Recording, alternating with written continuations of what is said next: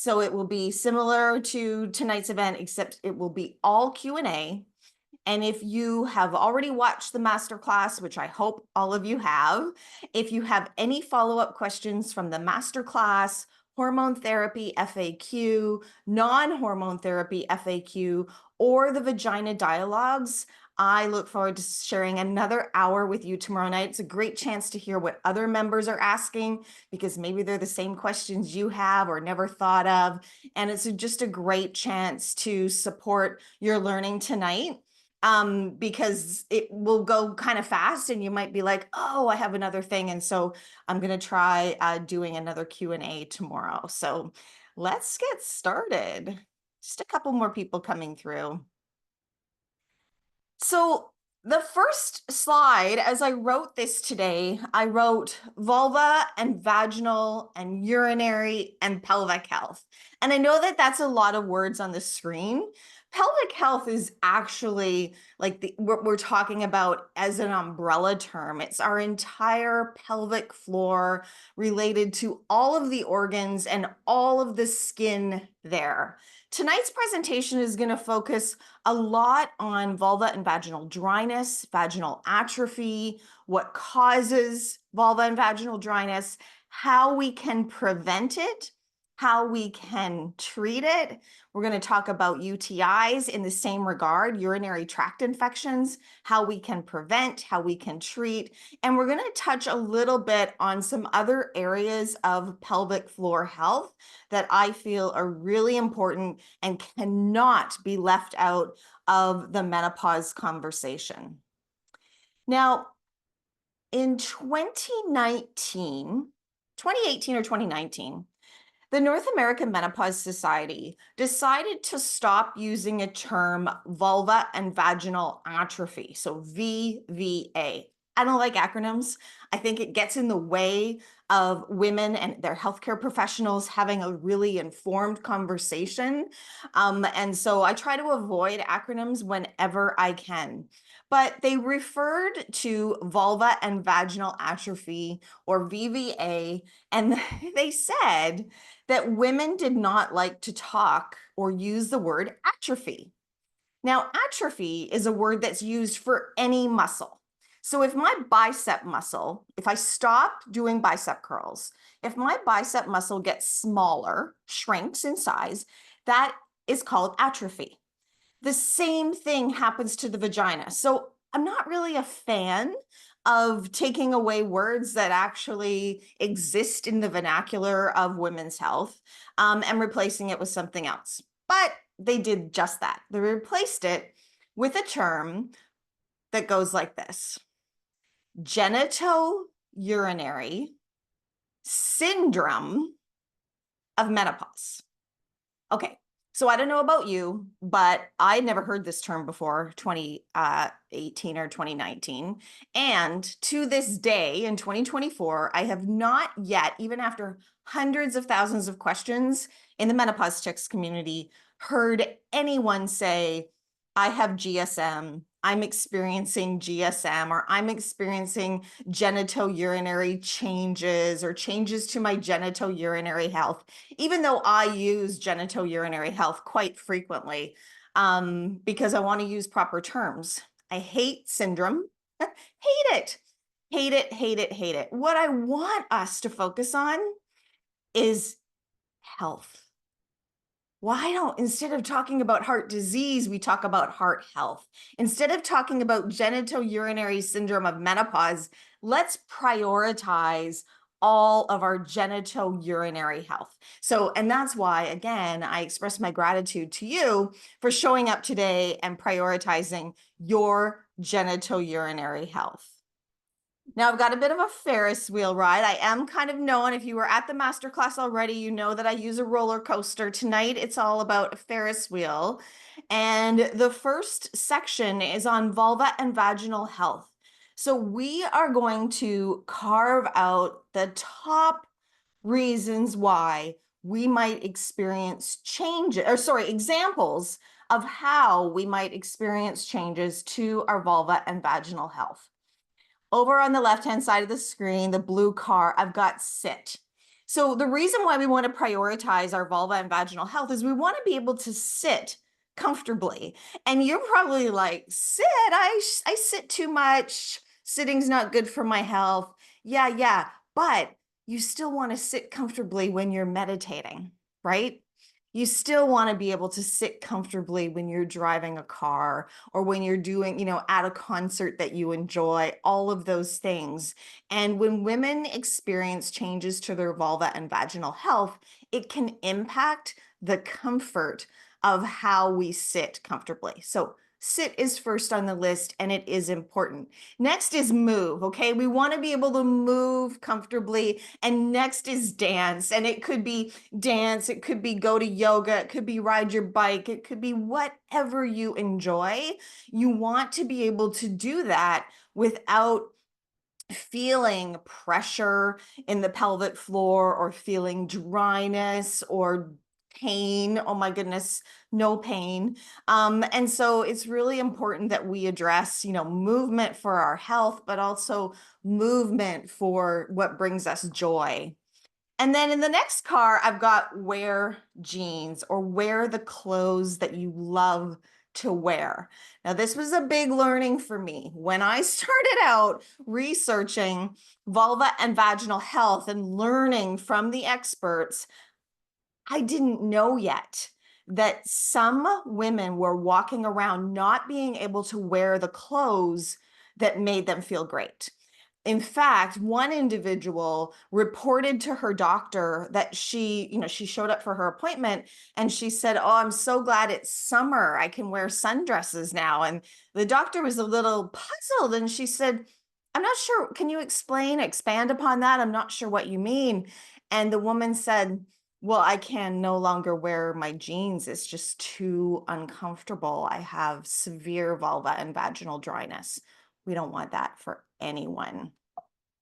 In this next car is we really want to avoid UTIs. I'm going to give you some stats in a minute, but it is overwhelming the number of reoccurring UTIs that occur in postmenopause. And if we can put a prevention strategy in place, and this might be one of the things that you take forward from tonight and share with your older sister, your mother, your grandmother, your aunts, all of the people in your life who might not have access to quality education, who might be getting more than 2 urinary tract infections like within a span of 3 to 6 months. That's not good. And so we're going to talk about why that happens and then what we can do to prevent it. We also want to avoid incontinence and prolapse. So these are two things that can happen when estrogen declines in postmenopause. Our pelvic floor is really impacted. It misses that natural production of estrogen. It's probably been missing natural production of hyaluronic acid for years or for a couple of decades even. And so incontinence, peeing, leaking urine, is not just part of being a woman. It's something that we want to avoid and or treat. If you are currently already experiencing incontinence or prolapse, I want you to know that this is not a shaming exercise like you woulda, shoulda, coulda. It is, we are going to explain all the ways to prevent and treat. It is both, okay? We also want to be able to insert fingers, penis, toys comfortably. Now, in doing the research and holding up a rear view mirror to the information, the health information, the research that's available in this area of genital urinary health, you will see a lot of references to sexual health. In fact, some papers and some research anecdotes make it sound as if our vulva and vaginal health is all about sexual health. It's a part of it. Sexual health is a part of our vulva and vaginal health, but this is our one body that we get to travel through this world for hopefully 10 decades. And it is not about sex, but it's about sex, if that is something that you choose. And when I say sex, I am referring to sexual activity with or without a partner. And you already know sexual activity with or without a partner can include insertion if you want it to. So if that's your choice, we want it to be comfortable, pain-free. And finally, on the Ferris wheel is I want you to feel amazing because you deserve that. Okay, here's the big bubble in the middle. This is a myth that I have to debunk because since the beginning of Menopause Chicks for 12 years, I have met many an individual who has come to me with the assumption that things will get better with time. Now, sure, we are all individuals, so your sleep might get better with time. You might choose to do nothing. I hope you don't about your sleep. I hope you do something. But if you choose to do nothing, there's a chance that it might get better with time. There's also a chance that vasomotor symptoms might get better with time, but I don't want you to do that. I want you to address them. I want you to treat them like a check engine light. And the same goes for any noticeable changes to our vulva and vaginal health, because it will not get better with time.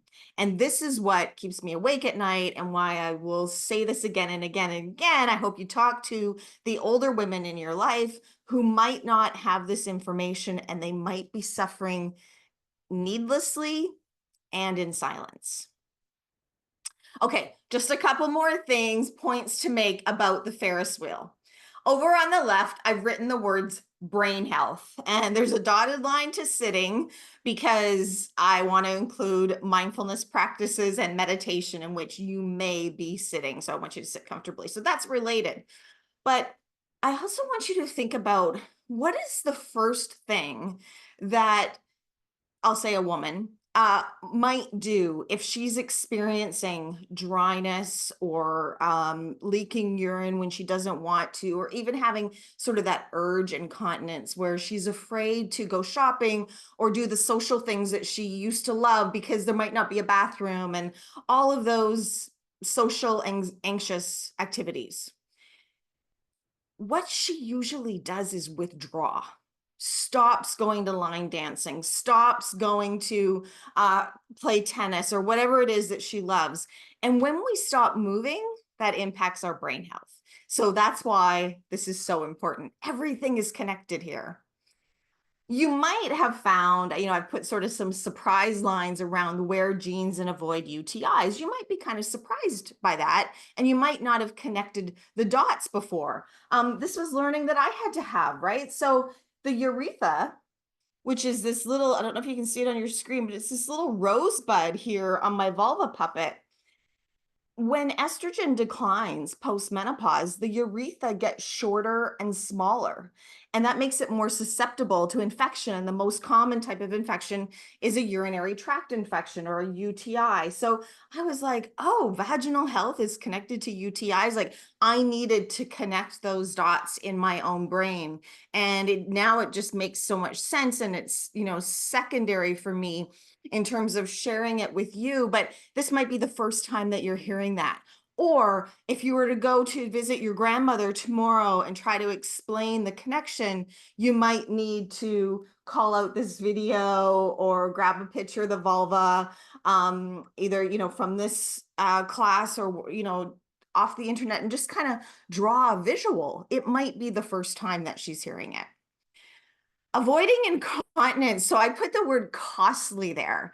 I've got some numbers for you later in the slide deck, but when we think of cost, sometimes we think, oh, I don't have the money this month to go see a pelvic floor physiotherapist, or, it's just not on my to-do list. And then if you fast forward and you think, but if I have to use paper-based disposable incontinence pads starting, oh, I don't know, when I'm late 50s, early 60s, and I live to be 100, what is that actually going to cost me?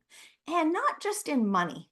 Yes, money at the cash register, but also to the environment, to my self-confidence, to the way that I navigate in the world. So something to keep in mind. Um, Comfortable insertion from a sexual health point of view, I've just circled because that does get a lot of airplay. In fact, when you are in your doctor's appointment, there's a chance that your doctor might start this conversation if they start the conversation. But now, after tonight, I know that you're going to start the conversation. There's a chance that they might initiate the conversation by saying, "Are you experiencing any pain with sex?" Okay, what they mean is, are you experiencing any pain with insertive sex? And really what they mean is, are you experiencing vulva and vaginal dryness? Okay, so I'm a word nerd, so I love to peel back the layers of the onion, and that's what I'm talking about. And then finally, on the Ferris wheel is it's essential. You deserve to feel amazing. So let's talk about dryness versus atrophy. I mentioned atrophy off the top as being when a muscle shrinks in size. That is what happens to the vagina when it hasn't had the estrogen and the hyaluronic acid that it's used to. Dryness is a symptom. Dryness is the check engine light that says, "Oh, hey, Shirley, something else needs your attention down here." You might be experiencing atrophy. You can experience dryness for other reasons too, besides atrophy. So these are all the ways, the causes for vulva and vaginal dryness. Not everyone is going to experience all of these, but you can take this slide and pass it forward to all those that you love. So number one is a decline in hyaluronic acid. Hyaluronic acid, you may have first heard about from the beauty industry. When I first heard about hyaluronic acid, I thought it was something that the beauty industry invented. It is not. Hyaluronic acid is a naturally occurring molecule that our body makes on its own. And it helps to keep our eyes moist and our mouth moist and our skin soft and lubricated, our joints lubricated, and it helps to keep our vulva and vagina healthy. Hyaluronic acid production starts to decline in our 30s and in our 40s, and more dramatically post-menopause.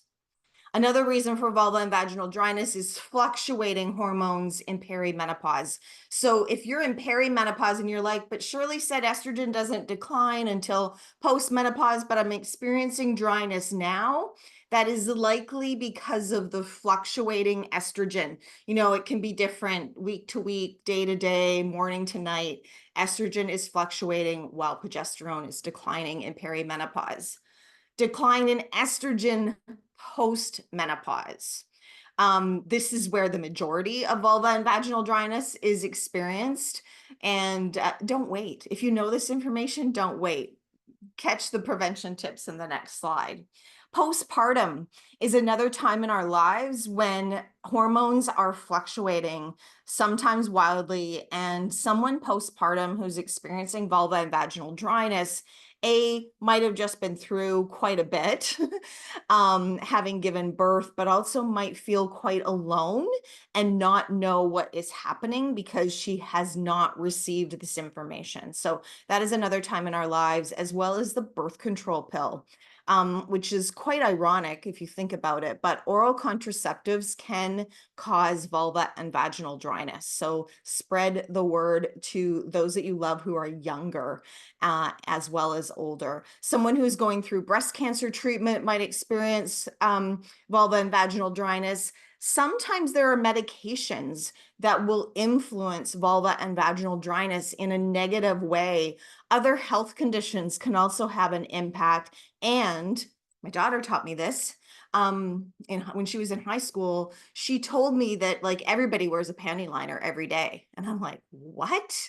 You what? Yeah, because they don't like discharge on their underwear. So you need to know that if you're that person or you are someone who is using paper-based pads for incontinence or just in case you leak, that the ingredients in the paper-based pads can actually withdraw the moisture from the skin cells in our vulva and from our vagina. So don't use paper-based panty liners on a regular basis or at all if you can help it. This slide is all of the ways in which we can prevent vulva and vaginal dryness. Now, sexual activity, I still have at the top of the list, but it comes with a caveat. And I go over that in the next slide. If you are already experiencing vulva and vaginal dryness, skip to the treatment slide. Do not engage in insertive sexual activity until you've had a chance to treat it. Okay, it's not going to be fun. It's just going to exacerbate the condition.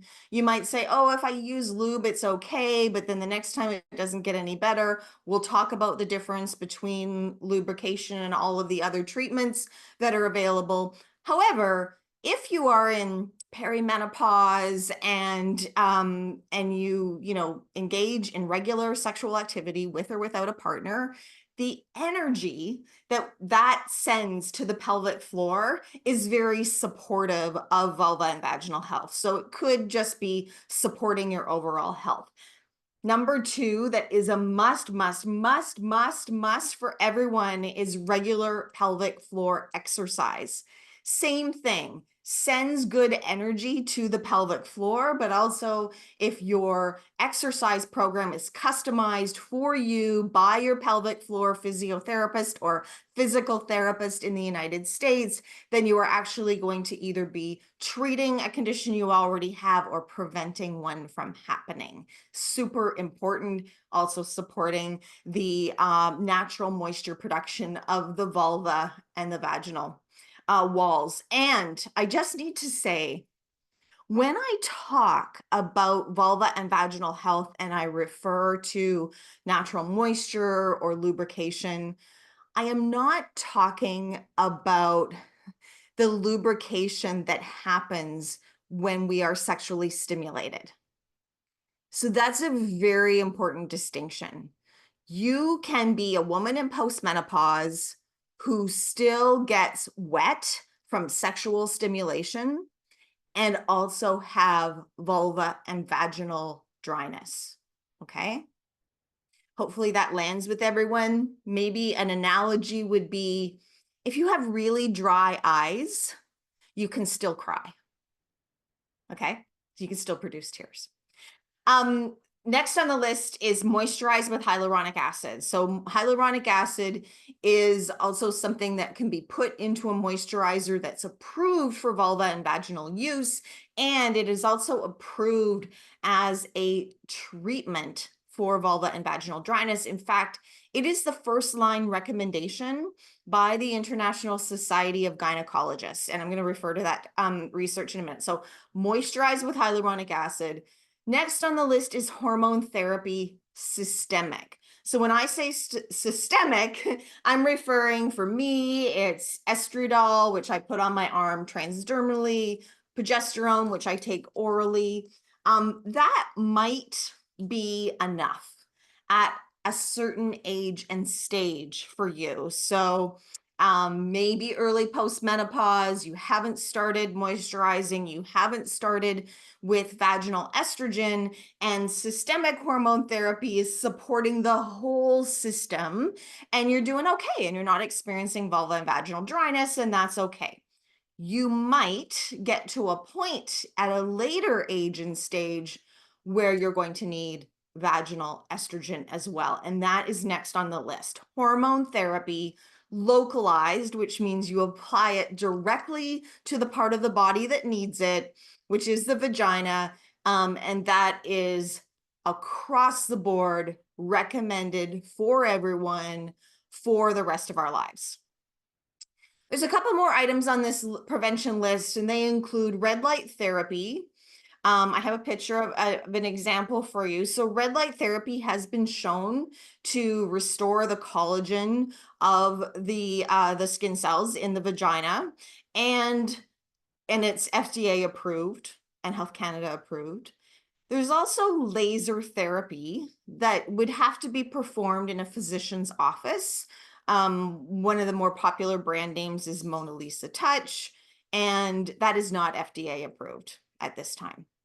So this next slide looks really similar, except it's a treatment slide. So these are all the things that you can do to treat vulva and vaginal dryness. And I have crossed out sexual activity. So see a pelvic floor physiotherapist, practice regular pelvic floor exercises that have been prescribed for you, moisturize with hyaluronic acid, use systemic hormone therapy. If you're not already, have an investigative conversation with your health team about what the potential benefits might be for you. Included in that investigative conversation, include vaginal hormone therapy, make sure it's on the list. And then the two others that I mentioned, red light therapy, which would be at home. And I think that's next. Oh, sorry. The brand name is V Sculpt or V Fit. And then know if nothing here works for you, if you are at an advanced stage of dryness, that you can't give up. There's still other options on the table. Reach out to me and we will talk about how you can decide which ones are the best for you. See a pelvic floor physiotherapist. I'm like a broken record on this message. If you haven't already, you can watch my first pelvic floor physiotherapist appointment, which is on my YouTube channel. And I recorded it because I wanted you to see how enlightening it is, how much you learn. Also, I went to that appointment for members of the Menopause Chicks community to alleviate any stress or intimidation. I did not have symptoms, and I walked out with a diagnosis of a bladder prolapse, stage 2-3 bladder prolapse, and rectocele, which is a rectal prolapse where the rectum bulges into the vagina. Didn't know that going in. So you might be without symptoms and still have a pelvic organ prolapse. It's just important for you to know this. Also, your pelvic floor physio expert can guide you on the list of options. If you go in there with this list, they can probably help you decide what is going to be best for you as well. In addition to pelvic floor physiotherapy, my colleague Kim Vopney is the vagina coach, and she has online programs and an online app. Her education videos are amazing. So if you don't have access to a pelvic floor physio, or even if you do, working with Kim with her online program is also great. I love that her app has a timer, like a notifications reminder on it, because it helps me get away from my desk and go do my exercises 10 minutes a day. This is the V-Fit that I was referring to, though. So this is a red light device. It does look a bit like a vibrator. It is not. It's a treatment that you can do at home, and the red light, the LEDs, help to restore collagen back into the cells of the vaginal wall. This is the hyaluronic acid vaginal moisturizer that Menopause Chicks co-created with a team of pharmacists. This came to be because when I did my initial research in the Menopause Chicks community, asking women what they wanted me to write about, talk about, research, the number one concern that came back was we want more solutions for vulva and vaginal dryness. So I did play a part in creating Feel Amazing. You can learn more about it at moisturizeyourvagina.com. And if you go to the FAQ section, which will be in the menu on the far right, there's lots of videos and Q&A about product, or maybe just additional questions that you might have. When it comes to deciding on vaginal estrogen, I thought I would throw this slide in today because it's very confusing as a consumer of our own health when maybe physicians or even other members in the menopause chicks community might be using brand names. So these are a lot of the brand names. I don't think it includes all of the brand names, but in the middle there, you can see the FDA and Health Canada approved bioidentical vaginal estrogen options. And the mode of delivery that you choose, so mode of delivery, as you know, is the way that it's applied to the body. Vaginal estrogen is available in a ring, a suppository, a cream, a gel, and you can kind of decide. This is the one that I happen to have right now, which is at the bottom of the list. It's Extragyne. I like it because it's a cream and it doesn't ignore the vulva. So you can apply the cream inside, just use your finger. I think it might come with an applicator, but I'm not a fan of applicators. I want everyone to use their finger to apply it to the inside of the vagina as well as externally. And this is the 2024 version of the Vagina Dialogues. And so I want to highlight a couple of new things. They might not be for you, but I want you to know about them. And the other encouraging thing I want you to know is that prior to 2018, there was not a lot of developments in this space for vulva and vaginal health. In fact, in 2018, with nearly 100% of women experiencing vulva and vaginal dryness at some point in their life, the majority in postmenopause, less than 4% of women currently had a viable solution. Those are statistics that are just appalling. How can the majority of women experience something and we've got less than 4% with a solution?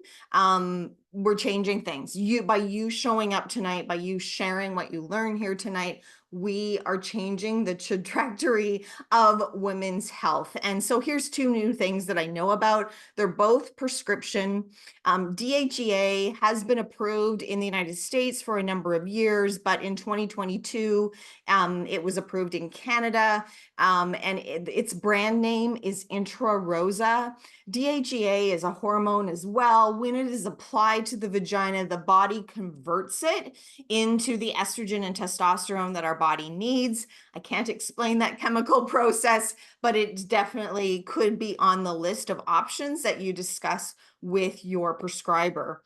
And there is also an oral option. So the brand name for I know it sounds weird, right? Oral option for vaginal dryness, but it exists. And some individuals really like to have an oral option because it helps to keep them compliant.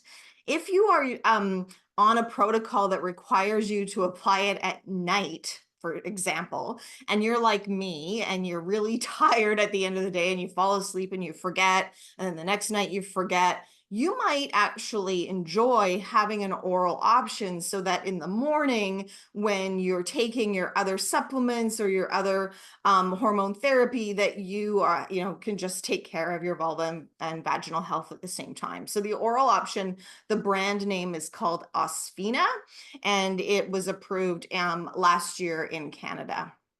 Okay, quickly, we're going to go through the difference between moisturizers versus lubricants. And some health professionals still recommend lubricants as a treatment for vulva and vaginal dryness. I am going to debunk that myth and invite you to correct them if anybody says that to you. So if the question is, should I use a moisturizer or a lubricant? The answer is yes, both. And here's the difference. So you want to moisturize with hyaluronic acid the same way you moisturize your other skin. Develop a routine. I shower and then moisturize with hyaluronic acid, get dressed right away. It's just part of a regular routine. Hyaluronic acid was discovered by this doctor, Dr. Petra Stute, who is a Swiss gynecologist. And what she found in her study was that hyaluronic acid was as effective as vaginal estrogen for the treatment of vulva and vaginal dryness. And this research is from 2013. Again, as I mentioned earlier, moisturizing with hyaluronic acid is the first line recommendation by the International Society of Gynecologists. In fact, this is a snapshot of a webinar from May 2021, where the International Society of Gynecologists recommended to all of its members that they make sure that their patients, who are navigating perimenopause to postmenopause, be reminded to moisturize with hyaluronic acid.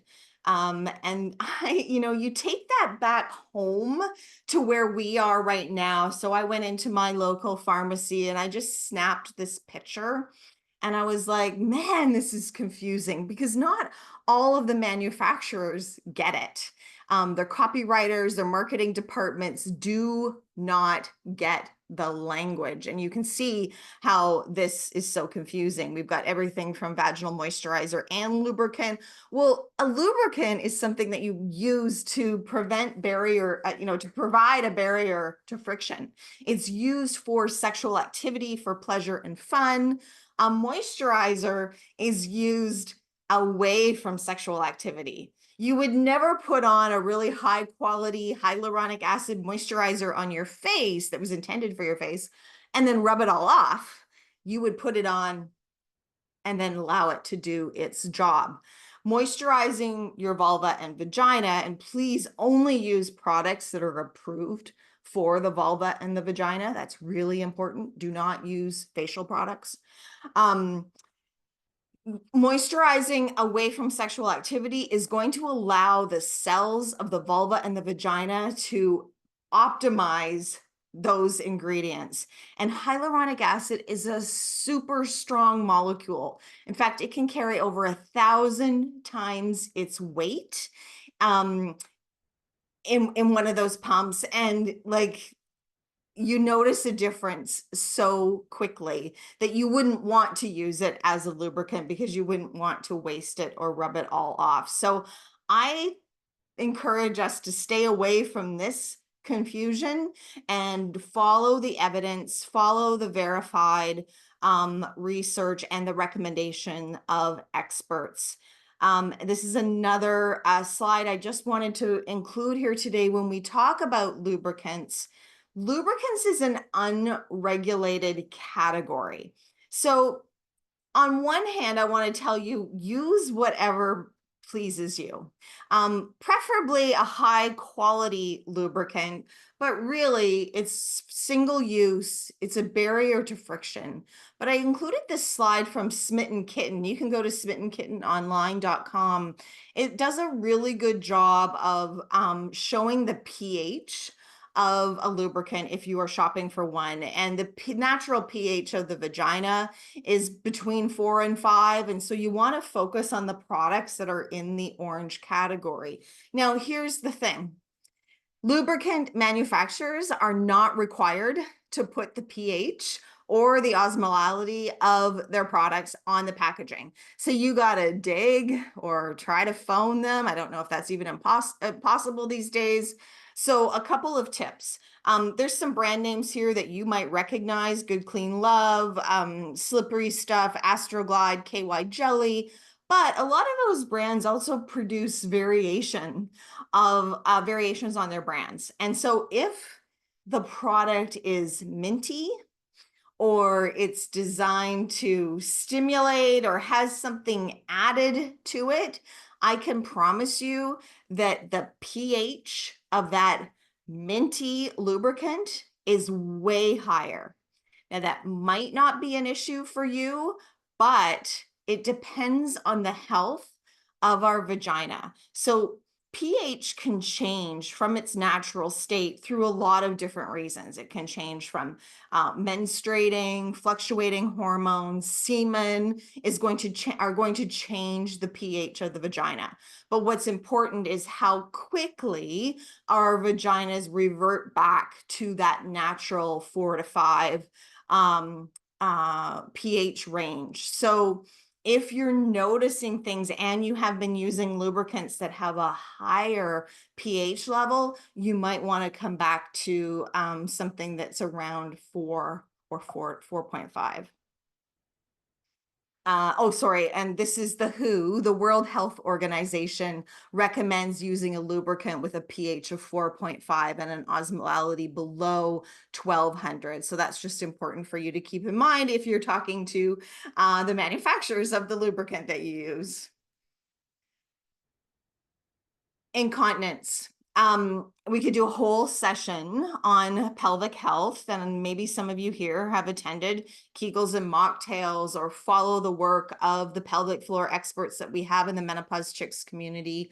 I'm just going to point out incontinence as a menopause math equation tonight.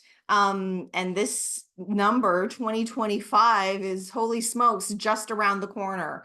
So it's predicted that by 2025, the paper-based incontinence pad market will be $16 billion in the United States, and that 58% of nursing home residents will be using paper-based incontinence pads, that incontinence will impact more females than males.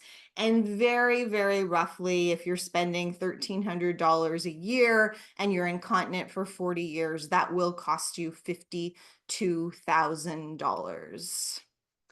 Okay, UTIs. I promised a little lesson on UTIs. I talked about it off the top. This is the urethra that I mentioned. It's this little rosebud here. Hopefully you can see that on my camera.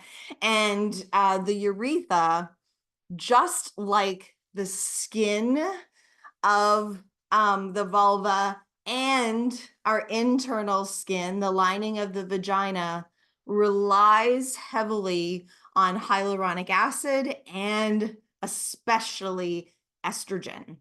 So when we reach menopause and estrogen goes for that steep decline, one of the body parts that is impacted is our urethra, and it can get shorter and smaller. When it does, it makes it more susceptible to infection. The most common type of infection is a urinary tract infection. Now, the kidney associations of Canada and the United States have given me this stats. I ran them by one of my favorite gynecologists a couple months ago, and she said, no, way too low, not even. So the statistics were that every year, reoccurring UTIs, which would be more than one in a 6-month window, account for 500,000 or 500,000 doctor visits in Canada. Now, there are 6.5 million Canadians right now without a family doctor. So imagine, just imagine the capacity that we could shift if we could open up 500,000 doctor visits a year by eliminating those reoccurring UTIs. The numbers in the US are 10.5 million.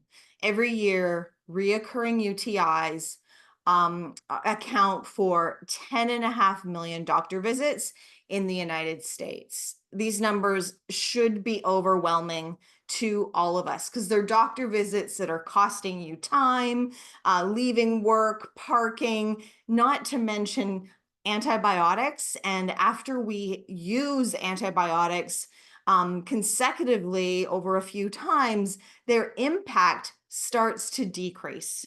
And so then we have a real situation on our hands because we're still getting the regular UTIs, but the first line treatment is no longer working for us. So we need to flip this paradigm around UTIs and make sure that every woman, especially every woman in postmenopause, knows how to prevent a UTI. I have a YouTube video and an article on menopausechicks.com. Look it up. It's called Say Goodbye to UTIs. But here, in a nutshell, is what the urogynecologist in that video recommends. Number one, left-hand side of your screen, vaginal estrogen. And you can also moisturize with hyaluronic acid too, and make sure your urethra is getting the advantage of that moisturizer. But vaginal estrogen is the approved recommendation by both the Canadian and the US Urological Association, plus PAX. Now, PAX, proanthocyanidins, I haven't even practiced saying that word. I just call it PAX, like you see on the packaging here. That is the most concentrated part of the cranberry.